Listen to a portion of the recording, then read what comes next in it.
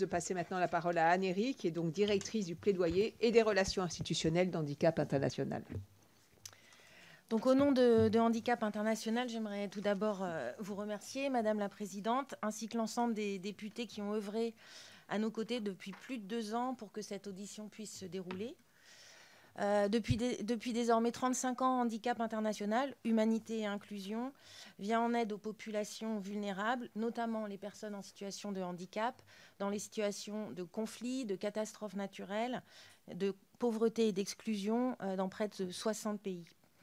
Notre expertise de terrain et de plaidoyer nous a valu aussi d'œuvrer à la mise en place d'instruments internationaux comme le traité d'interdiction des mines antipersonnelles, la Convention contre les sous-munitions, et nous avons aussi soutenu la déclaration pour la sécurité dans les écoles. Ces 3 instruments, je le rappelle, sont signés, ratifiés, soutenus par la France, et ils ont permis tous les 3 des progrès significatifs dans la protection des civils des effets des conflits armés. Alors, ce qui nous a amenés ici aujourd'hui, c'est notre indignation devant un chiffre. 90% des victimes d'armes explosives utilisées en zone peuplée sont des civils. 9 victimes sur 10. C'est un taux et une inversion des proportions que personne ne peut accepter. Les civils ne sont plus des dommages collatéraux, ils sont les principales victimes des conflits. Et dans tout ça, c'est le droit international humanitaire qui devient un dommage collatéral. Je voudrais me faire ici l'écho de ce que constatent nos équipes terrain et nos experts en désarmement concernant l'impact sur les civils de ces armes explosives. Et aussi attirer votre attention sur les discussions qui vont s'ouvrir en octobre pour une déclaration politique pour mieux protéger les civils des bombardements en zone peuplée. Et c'est une opportunité que la France se doit de saisir. Il y a un siècle, à peu près, les civils représentaient 15% des victimes de conflits armés. Durant la Seconde Guerre mondiale, ce taux est passé à 50%.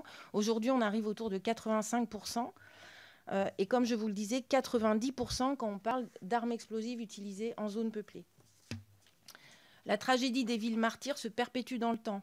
Les photos de Raqqa font écho à celles de Dresde, celles d'Alep à celles de Stalingrad ou celles de Sanaa à celles du Havre. Parce que si les conflits, comme le disait Kathleen, se déroulent de plus en plus en zone urbaine, les batailles sont le plus souvent menées avec des systèmes d'armes initialement conçus pour des champs de bataille ouverts. Alors, on a parlé de large rayon d'impact.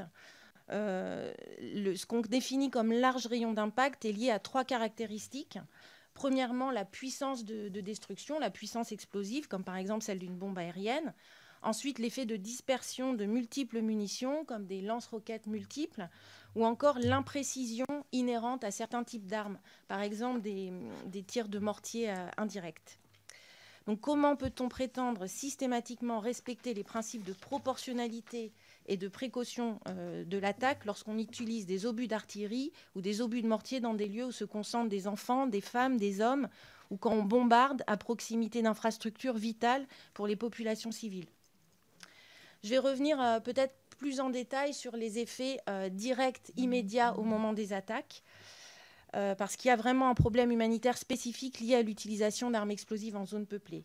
Donc 30 000 victimes d'armes explosives en 2018, 45 000 l'année précédente. Au Yémen, dans les centres de santé soutenus par Handicap International, 35% des blessés sont dus à des bombardements. En Syrie, une étude que nous avons menée en 2016 auprès de 25 000 personnes déplacées ont montré que les blessés à 53% étaient dus à des bombardements. Les armes explosives tuent massivement. Elles provoquent des blessures entraînant des séquelles graves sur le long terme. Et ce qu'il faut savoir, c'est que nous autres, les êtres humains, nous sommes plus vulnérables encore à l'environnement urbain. Lorsque nous sommes dans un environnement urbain, les ondes de choc sont surmultipliées dans les espaces clos ou semi-clos qui sont typiques des zones urbaines. Les pièces, les couloirs, les marchés, les rues étroites entourées de bâtiments. Par ailleurs, nous sommes aussi très fragiles face aux fragmentations secondaires et aux débris.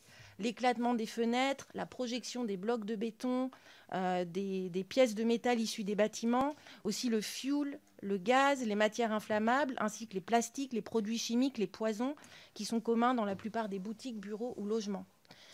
Je voudrais insister aussi sur la vulnérabilité particulière des enfants à l'effet de souffle, parce que leurs organes internes sont plus fragiles. Et également, du fait de leur poids moindre, ils sont encore plus violemment que les adultes propulsés contre les structures ou les objets. Enfin, les blessures psychiques et le stress post-traumatique sont massivement répandus pour l'ensemble d'une population affectée par les armes explosives. Je ne reviendrai pas sur les effets indirects dont Kathleen a parlé, mais je voudrais vous citer encore quelques chiffres. Au Yémen, selon l'ONU, 600 infrastructures civiles ont été détruites chaque mois en 2018 par les bombardements. En Syrie, une étude que nous avons réalisée, Handicap International, a montré que les bombardements représentaient la première cause de déplacement forcé. Et enfin, la contamination sur le long terme. En Irak, à Mossoul, 8 millions de tonnes de débris contaminés par des restes explosifs de guerre. Kobané, au centre de Kobané, comptait 10 munitions non explosées par mètre carré. Et l'un de nos experts en déminage avait d'ailleurs décrit la ville comme un millefeuille d'explosifs. Donc c'est en raison de ce caractère dévastateur spécifique sur les civils qui est lié à l'utilisation d'armes explosives à large impact en zone peuplée que nous défendons une réponse qui soit à la fois politique, humanitaire et militaire. Il y a un processus qui est actuellement en cours. Donc depuis 4 ans, un groupe de 12 États a entamé des travaux pour mieux protéger les civils des bombardements en zone peuplée. Un mouvement de fond s'est progressivement opéré autour de cette initiative, soutenue depuis le début par notre coalition INEW, International Network on Explosive Weapons, qui rassemble plus de 40 ONG. Suite à l'appel lancé par le secrétaire général des Nations Unies, Ban Ki-moon, Antonio Guterres en a fait l'une des priorités de son agenda sur le désarmement. 19 États africains, puis 23 États latino-américains ont pris des positions officielles fortes sur le sujet. Plus de 50 États, dont 20 européens, ont soutenu une déclaration conjointe initiée par l'Irlande en octobre dernier lors de la première commission à l'Assemblée générale des Nations unies. L'Allemagne, qui est très active aussi, a appelé en mai dernier au Conseil de sécurité à la mise en place de lignes rouges sur la question. Et aujourd'hui, nous y sommes. Une conférence de haut niveau à Vienne vient d'être annoncée pour le 1er octobre prochain et qui viendra lancer un processus qui conduira à une déclaration politique internationale sur le sujet. Alors un tel engagement, au cœur d'un tel engagement, il devrait y avoir un engagement contre l'utilisation en zone peuplée des armes explosives les plus destructrices, celles ayant un large impact dont je vous parlais tout à l'heure. Cette déclaration pourrait prévoir aussi la révision et le partage des pratiques et politiques militaires concernant les combats en zone peuplée. Elle appellerait aussi à une plus grande fiabilité et une plus grande transparence sur la réalité des dommages causés aux civils. Elle améliorerait enfin l'assistance aux victimes, incluant leur accès à une aide humanitaire et la reconnaissance de leurs droits. Des méthodes et tactiques alternatives peuvent conjuguer l'impératif d'efficacité et l'indispensable protection des civils. Le Bureau de coordination humanitaire des Nations unies a compilé les bonnes pratiques militaires permettant de réduire les dommages causés aux civils. Je voudrais citer 2 exemples ici.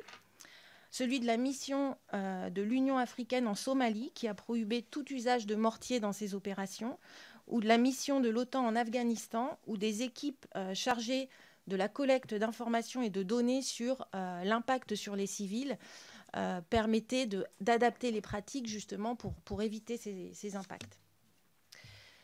Alors, la France est active dans les discussions internationales sur le respect du droit international humanitaire et soucieuse d'avoir les pratiques les plus respectueuses.